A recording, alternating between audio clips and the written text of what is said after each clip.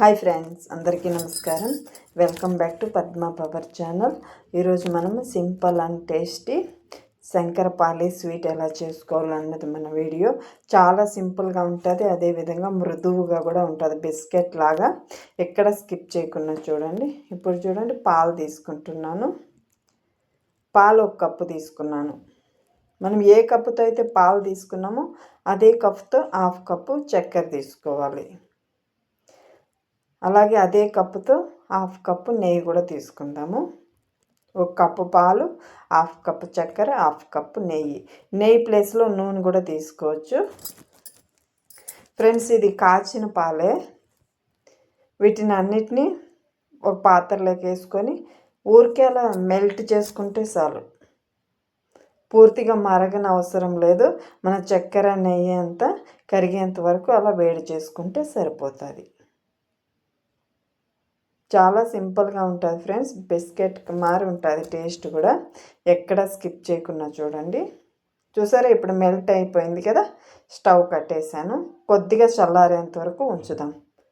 అంటే గోరువెచ్చగా, మరీ చల్లగా కాకుండా. ఇప్పుడు మైదా తీసుకున్నాను. మైదా అంతా ఇంత అనేమి లేకుండా మనం ఇది కరిగించుకున్నాం కదా, పాలు చక్కెర నెయ్యి, దానికి ఎంత సరిపోతుందో అంత మైదా తీసుకోవచ్చు. కొద్దిగా జస్ట్ ఒక పించ్ సాల్ట్ వేసుకున్నాను. 1 చిటికెడు ఉప్పు వేసుకున్నాను. ఇప్పుడు మనం కొద్దిగానే వేసుకొని కలుపుకుందాం. చపాతీ పిండిలాగా కలుపుకుందాం.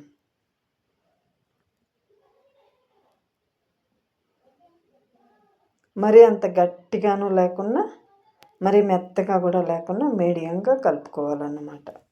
ఈ శంకరపాలి అన్నది మైదాతోనే చాలా బాగా వస్తుంది ఫ్రెండ్స్. మీకు ఎవరికైనా మైదా పడదంటే గోధుమ పిండితో కూడా సేమ్ ప్రాసెస్ అలానే చేసుకోవచ్చు.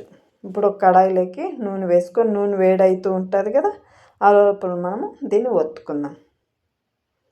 కొద్దిగా అంటే థిక్గా ఒత్తుకోవాలన్నమాట. మరి పలచగా కాకుండా కొంచెం దళసరిగా ఒత్తుకోవాలి, చపాతీలాగా. చూసారా ఎంత మందం ఉండాలి.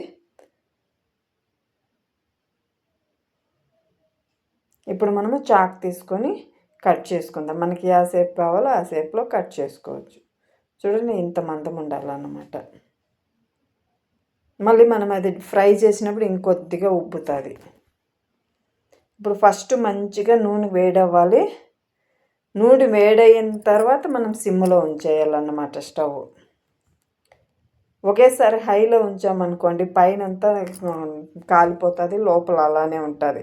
అందువల్ల మనం ఫస్ట్ వేసేటప్పుడు మన ఫ్లేమ్ అన్నది హైలో ఉంచుకొని వేసిన తర్వాత సిమ్లో ఉంచేయాలి. అప్పుడే మంచిగా కాలుతుంది. అది కాలుతూ ఉంటుంది కదా. అలానే నేను ఇంకొకటి కూడా చపాతీలాగా ఒత్తుకొని ఇలా కట్ చేసుకున్నాను. కట్ చేసి అన్నీ ఇలా ఒక ప్లేట్లో వేసుకునేయచ్చు ఫ్రెండ్స్. ఏం అంటుకో ఒకదానికొకటి. స్లోగా సిమ్లోనే కాల్చుకోవాలి. చూసారా, ఇలా మంచి కలర్ వచ్చేంత వరకు డీప్ ఫ్రై చేసుకోవాలి. అందువల్లనే మనం సిమ్లోనే ఉంచుకోవాలి. సిమ్లో ఉంచుకుంటే ఈక్వల్గా ఫ్రై అవుతాయి.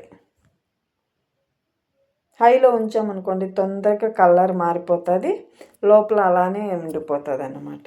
ఇలా అన్నీ ఒకేసారి వేసుకునేయచ్చు. ఒకేసారి వేసుకున్నా కూడా తర్వాత విడివిడిగా అయిపోతాయి. దానివల్ల ఏమి ఇబ్బంది ఉండదు.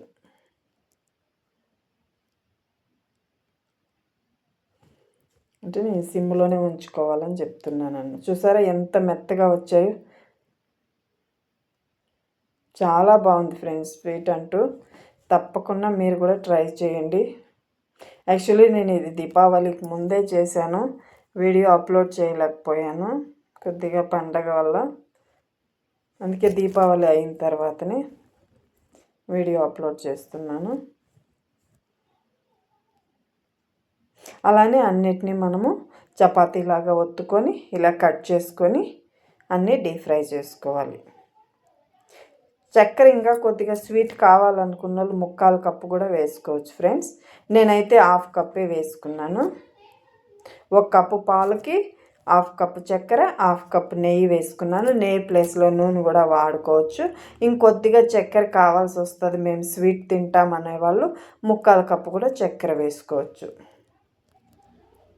సేమ్ ప్రాసెస్ ఉంటుంది. చూడండి అన్నీ రెడీ అయిపోయాయి. ఎవరైనా మన ఛానల్ని కొత్తగా చూస్తుంటే సబ్స్క్రైబ్ చేసుకోండి ఫ్రెండ్స్. అలాగే మన వీడియో పూర్తిగా చూసి మీకు నచ్చినట్లయితే లైక్ చేసి కామెంట్ చేయండి. Thank you so much. Bye bye.